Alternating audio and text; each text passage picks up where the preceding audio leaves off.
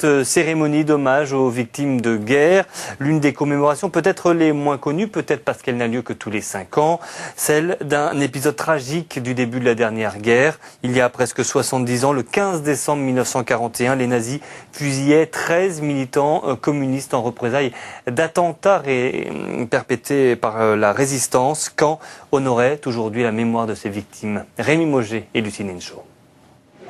70 ans, tous n'ont pas cet âge-là. On compte parmi eux des neveux, des nièces ou des petits-enfants. Mais certains sont venus à Caen pour la mémoire de leur père. Bon, si vous voulez, pour vous donner une illustration, mon père, dans sa dernière lettre qui m'a écrit, m'a dit « Mon petit Jean, sois un homme ». Le père s'appelait Darac, Henri Darac. Il était cuisinier. Son camarade, Lucien Sampé, avait longtemps été ouvrier ajusteur. Il est devenu journaliste, et grand journaliste, puisqu'il travaillait en commun avec Gabriel Péry, Aragon, Vaillant Couturier. Enfin, ils étaient toute une équipe, là, vraiment une équipe de choc, quoi. Tous, évidemment, étaient communistes. Les autres s'appelaient Friedman ou Faré, Thibert ou Di Fusco, résistants de la première heure, contre l'occupation allemande.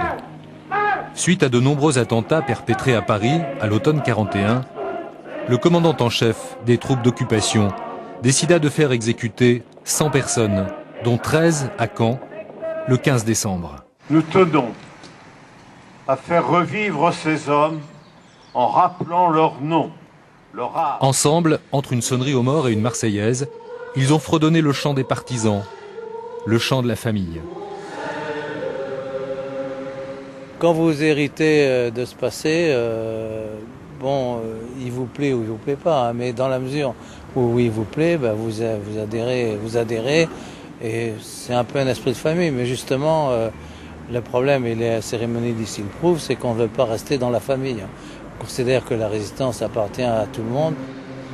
Voilà pourquoi, dans cette commémoration des 70 ans, beaucoup ont déploré ou simplement remarqué que l'État n'avait dépêché aucun représentant.